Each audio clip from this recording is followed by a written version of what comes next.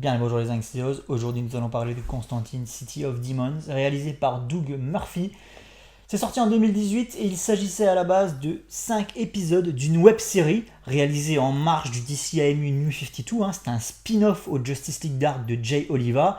Et ces 5 épisodes ont été mis bout à bout afin de pouvoir être vendus sous la forme d'un long animé, voilà, en DVD. C'est pour cette raison qu'il dure 1h30 et qu'il est de 20 minutes plus long que ce qui se fait d'habitude dans cet univers.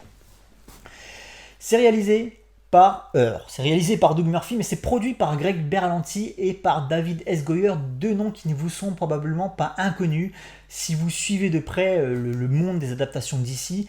Greg Berlanti, c'est un scénariste-producteur qui travaille énormément au sein de la CW pour le Arrowverse et toutes les séries qui en découlent. Et puis David S. Goyer, scénariste de la trilogie Dark Knight chez Nolan, de Man of Steel, réalisateur pour Marvel de Blade Trinity.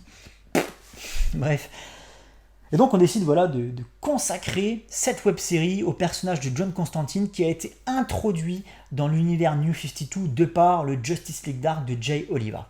Rapide topo concernant l'historique de publication du personnage.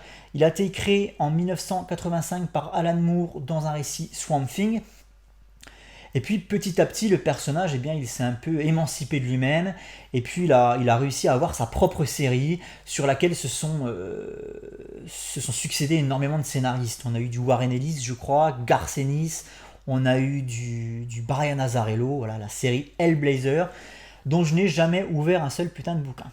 Je n'ai jamais ouvert un seul bouquin Hellblazer pour la simple et bonne raison que c'est un univers qui ne m'intéresse pas.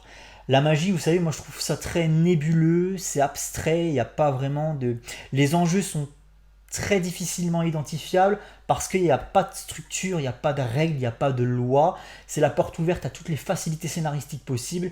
Les scénaristes peuvent du jour au lendemain sortir un lapin de leur chapeau, ils peuvent faire ce qu'ils veulent, et moi... quand c'est pas structuré, quand j'ai pas de base, quand on me dit pas jusqu'où on peut aller, j'ai du mal à m'immerger dans un récit en fait. Voilà. Pour cette raison que la magie, généralement tous les univers magiques, il n'y a pas que chez DC, c'est quelque chose qui ne m'appelle pas. Voilà. Bref, Hellblazer donc, à l'époque on est sur la ligne éditoriale Vertigo de chez DC. Donc on est bien en marge de ce qui se fait d'habitude au sein de la continuité classique d'ici avec Batman, Superman. On est à part, on est chez Vertigo. Et là, on est sur une ligne éditoriale beaucoup plus austère, beaucoup plus adulte, beaucoup plus mature, beaucoup plus violente, composée d'univers qui ne sont pas forcément interconnectés en fait. Pour le coup, Swamp Thing et Hellblazer peuvent l'être, mais par exemple, on a Watchmen, on a V pour Vendetta, des choses qui n'ont rien à voir, des choses qui sont beaucoup plus indépendantes en fait. Voilà. Et puis en 2011, chez DC, avec Flashpoint, avec les New 52, on décide de rapatrier John Constantine dans la continuité classique, parmi les Superman, les Batman, etc. Et on le fait donc dans les comics en offrant à Constantine une série New 52, et on le fait également dans l'univers des animés grâce à Justice League Dark de Jay Oliva et notamment Constantine City of Demons. N'ayant jamais lu aucun comics Hellblazer, je serais un bien piètre juge aujourd'hui pour vous parler de la fidélité en termes d'adaptation, que ce soit au niveau de la représentation du personnage vis-à-vis de ce qu'il a dans les comics, ou alors, tu vois, par exemple, je ne sais même pas si ça, c'est adapté de quelque chose qui a été écrit par le passé. Je n'en sais rien. Donc aujourd'hui, on va vraiment se concentrer uniquement sur l'animé et pas sur l'univers de Constantine en général. Qu'on soit d'accord. Alors, j'étais pas du tout emballé, moi, à l'idée de me mater un truc de 1h30 d'un univers dont je me contrefous littéralement. T'imagines bien. Mais voulant faire mon travail à fond pour les rotoscopes, étant donné que ça, c'est pas vraiment le 8e volet des New 52 en animé, on est plutôt, c'est pas vraiment le 9e, c'est pas vraiment le 9e volet des New 52 animés, on est plutôt sur un 8 bis en fait, tu vois, vu que c'est un spin-off, vous n'avez pas besoin de voir quoi que ce soit d'autre pour apprécier Constantine City of Demons. Il n'y a pas vraiment de connexion, si ce n'est que c'est un stand-alone sur Constantine qui a été introduit dans Justice League Dark, mais c'est le seul lien qu'il y a avec le reste. Pour le coup, c'est la bonne nouvelle, ça, pas besoin de regarder les autres films, impeccable. Donc j'étais pas du tout emballé à l'idée de me taper ça, puis au final, j'ai surkiffé ma race parce que c'est génial. Au niveau du scénario, on se retrouve avec Constantine, avec son meilleur pote, ils sont en Angleterre, et puis son meilleur pote, il a une petite fille qui est gravement malade. Elle a sombré dans le coma et lorsque Constantine se rend à son chevet, il comprend très vite qu'elle est possédée par un démon. Ce démon lui demande de partir à sa rencontre à Los Angeles, là où il siège. Donc Constantine se rend à Los Angeles, part à la rencontre de ce démon, qui lui dit en très gros que s'il veut sauver la fille de son pote, eh bien il va devoir travailler pour lui. Voilà. Et donc forcément, Constantine et son ami vont être plongés dans un univers cauchemardesque, rempli de démons, de bestioles, de magie noire, etc. etc. Et en cela, déjà, on peut constater que les enjeux sont différents de ce qu'on a l'habitude de voir. Constantine doit sauver une fille. Basta. Ça va pas plus loin, on n'est pas sur une histoire, une sempiternelle histoire d'apocalypse, faut sauver le monde.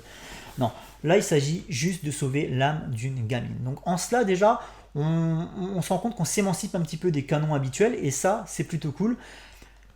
C'est comme une parenthèse en fait, comme un bol d'air frais en plein milieu de l'univers animé New 52. Tu regardes Constantine City of Demons, rien que scénaristiquement, voilà, ça te permet de voir un peu autre chose. On change littéralement d'ambiance de ce qu'on a l'habitude de voir aussi, parce que là on arrive sur quelque chose de très très très violent, très lourd, oppressant presque. En tout cas, morbide, voilà, glauque au possible. On est dans l'ultra-violence permanente avec des représentations vraiment morbides, quoi, à longueur de temps. On est sur les enfers, les démons, Satan, etc. etc. Et de ce fait, on a vraiment cette ambiance très malsaine qui se dégage du dessin animé et qui est très très bien travaillée, de par l'ambiance visuelle, de par l'ambiance sonore aussi, il faut le préciser ça, des petits sons comme ça, il y a un gros background sonore en fait, on est plus sur de l'ambiance sonore en fait que sur une véritable OST, il n'y a pas vraiment de composition musicale, d'ailleurs c'est déplorable pour le coup, mais en termes d'ambiance sonore, c'est quelque chose de très lourd, de très pesant et de plutôt bien foutu. Vraiment quelque chose d'assez étouffant. Ça manque peut-être effectivement de mélodie, de musicalité, un petit thème comme ça qui se détache. Pourquoi pas reprendre le thème de Robert J. Kral sur Justice League Dark, ça aurait pu être cool de l'entendre par moment. Mais ouais, ça manque peut-être un peu de poésie à ce niveau-là, il y avait quelque chose à faire. Tu vois, quand tu parles comme ça des démons, de l'enfer, quand tu as une ambiance ultra pesante comme ça, ce qui aurait pu être sympa, c'est de s'inspirer, de John Carpenter sur ses compositions. Avec un synthétiseur très envahissant, répétitif, comme ça, oppressant lui aussi, angoissant. Il aurait peut-être fallu faire quelque chose à ce niveau-là. C'est vrai que musicalement, ça manque peut-être un peu d'identité, mais en tout cas, il y a une vraie ambiance sonore et ça, c'est plutôt cool. Visuellement, comme j'expliquais, c'est violent au possible, c'est à ne pas mettre entre toutes les mains. C'est pas pour les gamins, attention, il y a du sexe, il y a du sang, il y a des décapitations, des démembrements, des corps en décomposition, du vomi. C'est ultra violent, ça en devient presque absurde en fait, tu vois. Et moi, ça me rappelle clairement le ton, l'ambiance qu'on avait dans les séries B des années 80, les films de Brian Musna, de Stuart Gordon. Il y avait ce côté cradingue, mais c'était tellement poussé à l'extrême qu'en fait, ça en devenait risible. Et quand c'est maîtrisé, quand c'est bien équilibré, ça donnait des super films. Alors, pas forcément à regarder en famille, parce que ça reste quand même dégueulasse en soi, mais voilà, c'est un parfait équilibre, et je trouve que Constantine City of Demons, il le retranscrit parfaitement, cet équilibre entre morbide et humour. Et voilà, ça se prend pas complètement au sérieux, même si ça met en scène des passages incroyablement violents. Et tous très originaux aussi. Et c'est ça que j'ai adoré dans cet animé, c'est qu'en plus d'avoir un scénario qui balaye les enjeux habituels pour nous proposer enfin quelque chose d'autre, nous proposer une vraie ambiance horrifique qui dénote complètement de ce qu'on a l'habitude de voir sur les productions super-héroïques, on a des vraies trouvailles, voilà, des vrais éclairs de génie. Alors ça, je pense que pour le coup, ce sont des idées reprises des bouquins. Je pense. J'en ai pas lu comme j'expliquais, mais j'ai l'impression, parce que c'est tellement frais, que je pense pas que ça a été inventé pour l'animé en fait. Tu vois, t'as par exemple une scène où tu as un démon qui kidnappe des civils, quoi, qui enlève des civils et qui les balance au travers un écran de cinéma. Et en traversant la toile sur laquelle est projeté un film d'horreur, les civils se retrouvent littéralement justement projetés dans le film d'horreur. Donc ils se font massacrer par des monstres, et tu ressens à ce moment-là toute l'angoisse et la stupeur des personnages. Et c'est tellement bien fait que tu y croirais presque, alors que tu es sur un dessin animé, entre guillemets, un film d'animation, je vais me faire engueuler sinon. Mais voilà, et en fait je trouve que c'est très bien fait à ce niveau-là, et tu vois, il y a plein de petites trouvailles comme ça, très originales. On a cette fameuse scène aussi où Constantine rencontre dans un bar un peu mal famé, avec de la fumée, des mecs qui tirent sur leur clope, qui boivent leur whisky. Constantine qui rencontre une femme un peu mystérieuse, qui l'emmène dans les toilettes, et là la séquence qui s'ensuit, j'ai trouvé vraiment très bien mise en scène. Voilà, quelque chose qu'on n'a pas l'habitude de voir non plus dans les animés. Plein de petites trouvailles. Et puis scénaristiquement, comme j'expliquais, en plus d'être frais, eh ben, c'est très bien ficelé. Tu t'attends jamais à quoi que ce soit. Tu es toujours sur le cul, surtout au niveau du dénouement. Il se passe quelque chose durant le dénouement, à la toute fin du film, qui m'a littéralement mis sur le cul. Et ça, c'est pareil, c'est pas donné à tous les animés. On est sur un récit Constantine, donc ne vous attendez pas à voir des séquences de combat incroyables ou des séquences haletantes de course-poursuite. On est plus sur de l'enquête un peu paranormale, de la possession démoniaque. Donc il n'y a pas vraiment de grosses scènes d'action à proprement parler, mais le scénario est tellement bien structuré, bien ficelé, que vraiment vous allez traverser l'animé de part en part sans tomber dans l'ennui. Ce qui n'est pas le cas des autres films du même univers. Et puis parlons de John Constantine aussi. Le personnage, de par sa caractérisation, lui aussi il apporte un plus, il apporte quelque chose de nouveau dans ce DCAMU, parce que là on avait l'habitude de voir des personnages extrêmement lambda, des super-héros classiques avec des vraies valeurs, voilà, peut-être un peu trop superficielles pour le coup. Surtout qu'ils n'étaient pas du tout traités, les personnages. Ils n'étaient pas du tout creusés, les personnages, les Superman, les Wonder Woman dans le DCAMU, j'en parle à chaque fois. C'est traité tout en surface. Voilà, pour le coup, de par cette caractérisation bien spéciale, Constantine, eh bien, voilà, c'est un connard, c'est un parfait connard, ce mec. Il est orgueilleux, il est individualiste au possible. Puis il a ce côté anti-héros, je fume ma clope, je parle à personne, j'envoie chier les gens. Tu vois, et j'aime bien... de par cette caractérisation originale, ça tranche avec ce qu'on a l'habitude de voir une fois de plus. Donc, et ça c'est cool. Même si le personnage malheureusement a été édulcoré, il